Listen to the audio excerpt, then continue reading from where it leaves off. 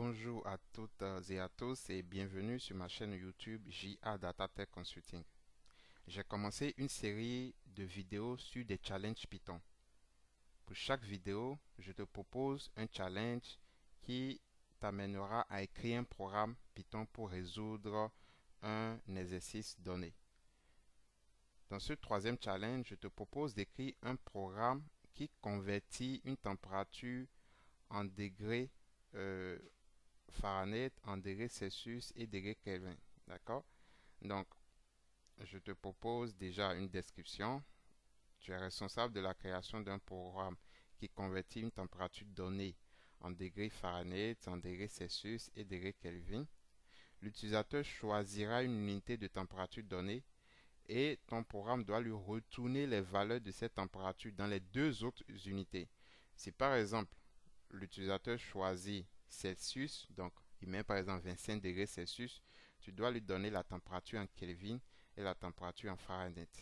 D'accord? C'est un programme très simple, un peu du genre du challenge numéro 2, le challenge précédent. Mais ici, il y a une subtilité plus ou moins complexe. Je ne dis pas que c'est complexe, hein. En tout cas, tu vas voir, si tu réfléchis bien, tu pourras écrire ce programme. Je te propose déjà un guide de construction du programme, ce qui t'amènera à écrire ton programme pas à pas. Je t'invite à lire posément ce guide et à écrire ton programme. Je te donne même les astuces que tu vas utiliser, les structures. Ici, on va utiliser les structures conditionnelles if, elif et else pour écrire le programme. Et je te donne aussi les conversions parce que voilà, si tu n'es pas un physicien, voilà, tu n'as pas besoin de connaître ça, mais pour par exemple passer de degrés Celsius à Kelvin, il faut faire la valeur en degrés Celsius plus 273,15. Pour convertir degrés Celsius en degrés Fahrenheit, donc il faut utiliser cette formule-là. Et pour convertir degrés Fahrenheit en degrés Celsius, il faut utiliser cette formule. Donc, à toi de bien utiliser cette formule pour écrire ton programme. Alors, nota bene, il se pourrait que l'utilisateur ne rentre pas une unité de température valide. Pour rappel, il doit choisir entre trois unités possibles, Celsius, Kelvin et Fahrenheit. Si l'utilisateur ne rentre pas une unité valide de température, le programme doit aussi en tenir compte de ces cas éventuels et afficher un message d'erreur comme par exemple, oups, vous n'avez pas choisi une unité de température valide. OK? Donc si par exemple l'utilisateur tape, au lieu de taper Celsius, il tape degrés Celsius, ça ce n'est pas valide parce que nous on veut qu'il choisisse impérativement entre Kelvin, Celsius et Fahrenheit. D'accord? Ça, c'est pour une sorte de validation de données de consistance. D'accord? Donc, tu dois aussi en tenir compte dans ton programme. Pour vérifier que votre programme est juste, tu dois savoir que 212,52 Fahrenheit, par exemple, ça fait 100,2889 degrés Celsius et ça fait 373,4389 degrés Kelvin. OK? Et je te propose un exemple de sortie de l'application. Bienvenue dans l'application de conversion des températures. Choisissez l'unité de température entre Celsius, Kelvin, Fahrenheit. Donc, il choisit. S'il met en majuscule, c'est à toi de pouvoir considérer ça dans ton programme. Donc, ton programme ne doit pas distinguer la majuscule de minuscule. OK? Et ça, on sait comment le faire. Il peut écrire Fahrenheit correctement et l'écrire en majuscule ou bien écrire le F en majuscule. Ton programme ne doit pas dire que c'est une erreur. OK? C'est vrai, il doit choisir ça, mais il se pourrait qu'il écrive en majuscule. Donc, si c'est juste, si c'est bien écrit, ton programme ne doit pas dire que c'est une erreur. Donc, valeur de la température 212,52. Donc, il a choisi Fahrenheit, il a donné une valeur 212,52. Donc, 212,52 Fahrenheit. Et toi, tu dois lui retourner la température en Celsius et la température en Kelvin. Si je choisissais Celsius, tu dois le retourner la température en Fahrenheit et la température en Kelvin, etc. Ok? Donc il y a déjà un si. Et quand on dit si, tu sais ce que tu dois utiliser. Alors, je ne vais pas te montrer la proposition de code. Je t'invite à mettre pause à cette vidéo et réfléchir par toi-même. Essayer de résoudre ce exercice. Ça va te faire penser, ça va te faire réfléchir et c'est toujours bien pour aiguiser tes réflexes en programmation. Après avoir réfléchi par toi-même, tu peux remettre la vidéo et suivre la correction que je te propose.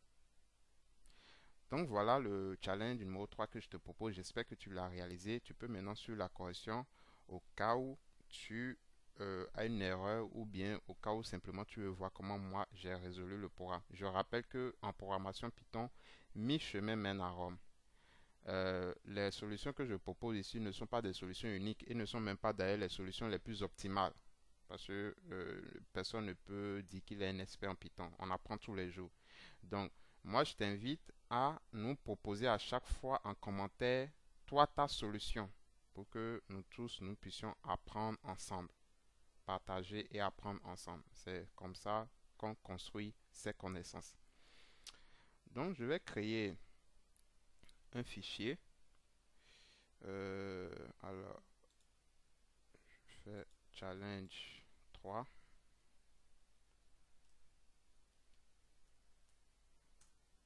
Fichier Python comme ça. Et on va commencer.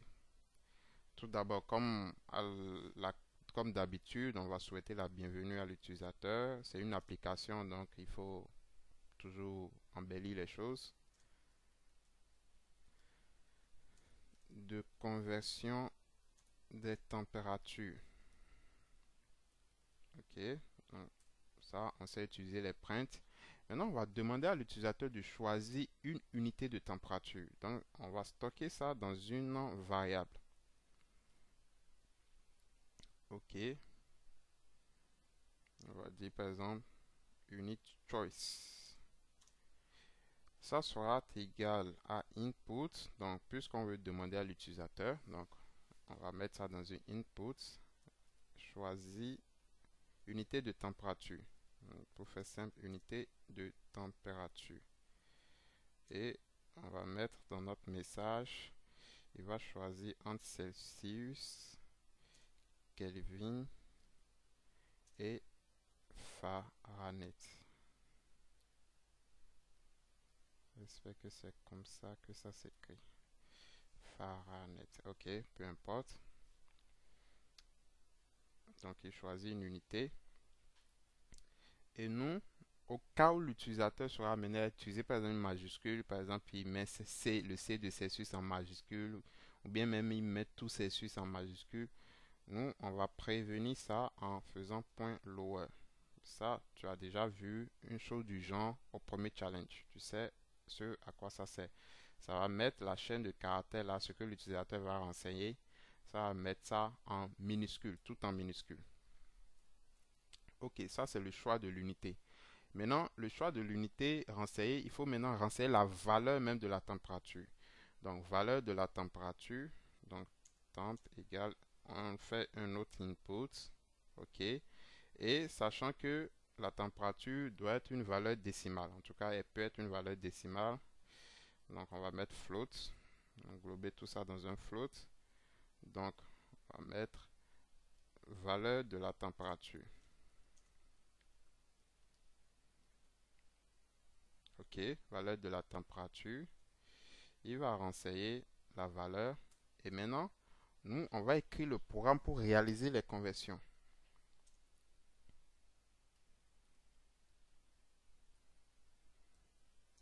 Alors, je rappelle que l'utilisateur a trois choix possibles. Il choisit une unité de température et nous, on doit lui donner, faire la conversion dans les autres unités, dans les deux autres unités.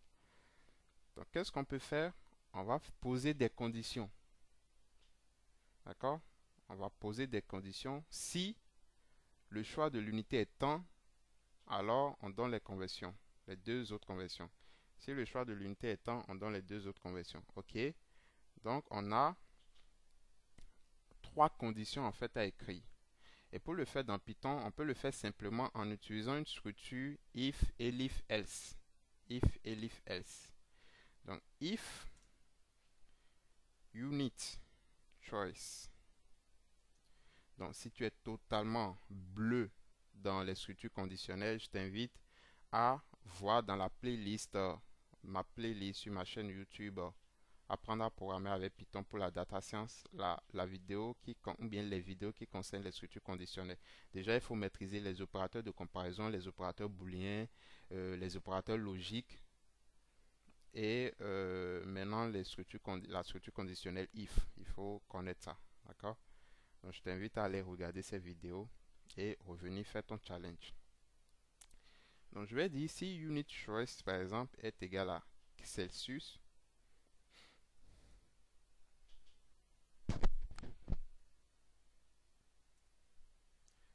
Alors, je vais afficher l'unité. Donc, print, je vais faire la conversion plutôt.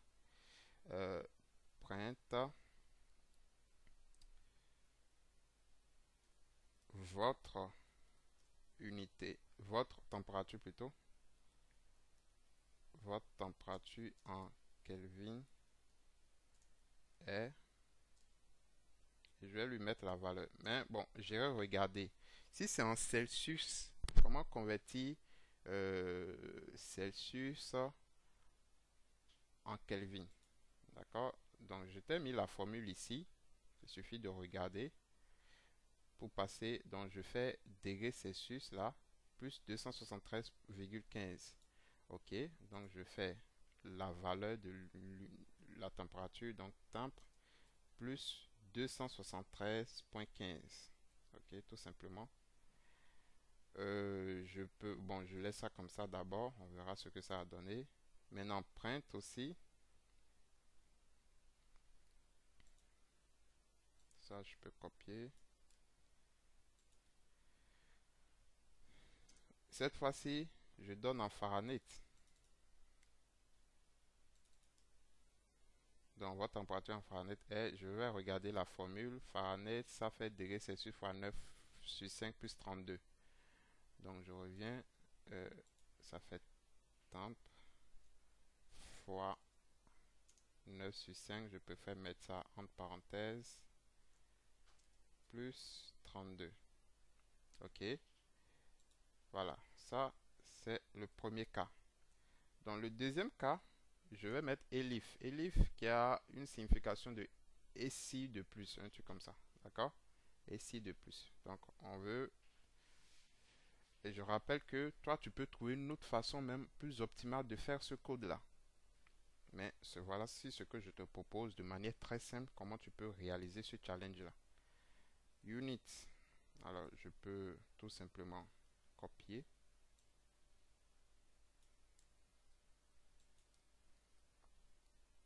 Elif unit choice égale à, maintenant on va dire par exemple Kelvin. Votre température en Celsius. D'accord?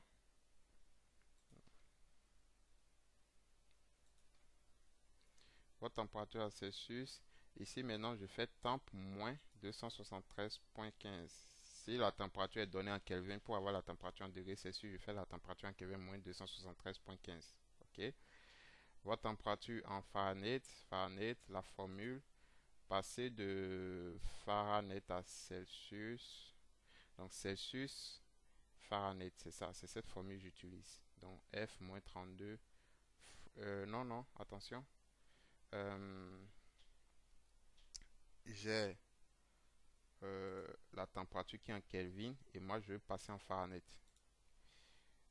Température qui est en Kelvin, je vais passer en Fahrenheit. Fahrenheit, c'est ça, d'accord? Degrés Celsius fois 9,5. Je n'ai pas une relation Fahrenheit et Kelvin.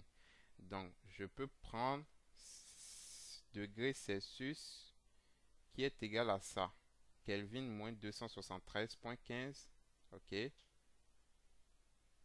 Degrés Celsius, c'est Kelvin moins 273,15. Donc, je remplace degrés Celsius ici par Kelvin moins 273,15. Donc, ça me fera. Donc, j'écris ça. ça fait Kelvin moins 273.15, donc temp moins 273.15. Ok, maintenant fois le reste de la formule. 9 sur 5 plus 32.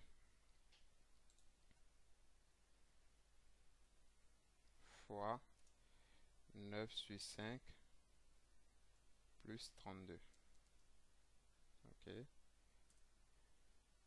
Maintenant, et le deuxième élif, ça fait la dernière condition. Enfin, pas vraiment la dernière. Tu verras la dernière c'est quoi. Si la température, son choix en Fahrenheit, son choix est Fahrenheit maintenant. Votre température en Celsius. Passer de Fahrenheit à Celsius, c'est ça, on va utiliser Fahrenheit moins 32. Euh, Fahrenheit moins 32 fois 5.5 sur 9. Donc,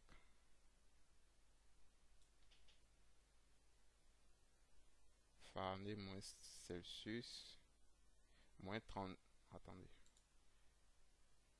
Fahrenheit moins 32, donc temp moins 32 fois 5.9.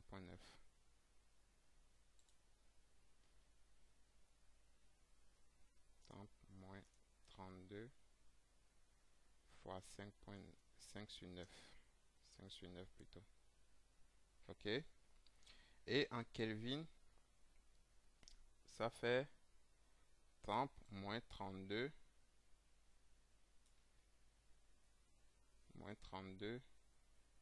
fois 5 sur 9. D'accord. Fois 5 sur 9 plus 30. Non, 273.15. 273.15. Ici, Fahrenheit, on veut convertir en Kelvin. Donc, Kelvin en fonction de Fahrenheit, c'est ça. Kelvin en fonction de Fahrenheit, on n'a pas ça. Mais je peux remplacer degrés Celsius ici, que j'ai en fonction de Fahrenheit. Donc, je remplace par tout ça dans cette formule-là. Donc, F-32 fois 5 sur 9 plus 273.15. Donc, il faut apprendre aussi, c'est pour ça c'est bien de réfléchir à écrire des programmes parce que ça t'amène à réfléchir aussi. Et même si les mathématiques ne sont pas une condition forcément, euh, une condition, je vais dire, un must, quoi, forcément, pour savoir programmer, franchement, on n'a pas besoin d'être un docteur en mathématiques, mais quand même, il faut avoir des bases, il faut avoir les fondamentaux, quoi. Donc, celui qui vous dira le contraire, il vous ment. Vous ne pouvez pas être, ne pas avoir aucune base en mathématiques parce que ça, c'est des déductions qu'on a faites. On nous a donné des formules, mais tout n'est pas là. On a fait des déductions et ça, c'est un peu quand même aux relations mathématiques. D'accord? Donc, pouvoir déduire une formule à partir d'autres formules. OK? Et c'est très simple d'ailleurs. Donc, ça, c'est, je sais pas, c'est niveau combien, voilà, même pas primaire, quoi. CM2, voilà. Donc, il faut quand même avoir des notions. Et ça vous aide. Donc, ok. Donc, Celsius, Kelvin, Fahrenheit, Kelvin, Celsius, Fahrenheit, Fahrenheit, Celsius, Kelvin. Ok, super. Maintenant, le dernier cas. Il reste un dernier cas parce que c'est pas fini. Il y a le dernier cas où l'utilisateur n'a choisi aucune température entre les trois proposés. Donc, ça veut dire que ce qu'il a rentré après l'appel de input n'est pas parmi les trois là. Dans ce cas, on va lui dire else. D'accord?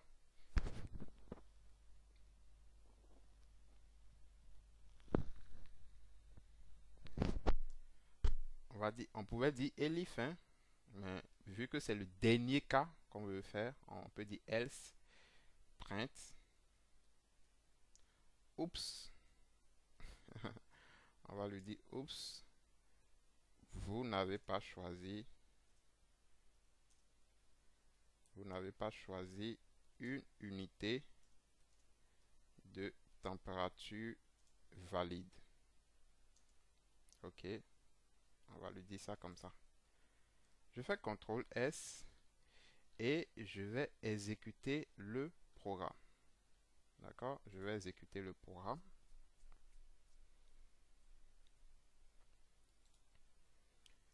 Donc, bienvenue dans l'application de conversion des températures, unité de température Celsius, Kelvin, Fahrenheit. Donc, on lui demande là de choisir. Donc, je vais choisir Celsius, par exemple. Euh, dans l'exercice, on m'avait donné une façon euh,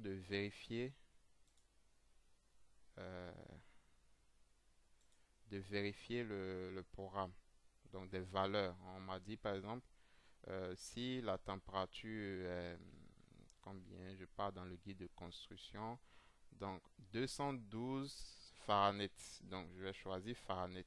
Ok. Regardez ici, moi je vais écrire Fahrenheit, mais je vais écrire le F en majuscule. Vous allez voir que ça ne va pas me dire oups. Donc je fais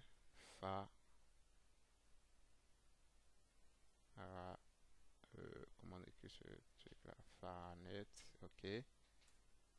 Valeur de la température, je mets 212,52 pour vérifier quoi. Ça me dit votre température en Celsius est 100,280 machin, c'est bon. Et votre température en Kelvin est 373,43 Kelvin. Donc c'est bon, le programme fonctionne bien. Si je l'exécute encore une fois, bienvenue dans, je choisis Celsius,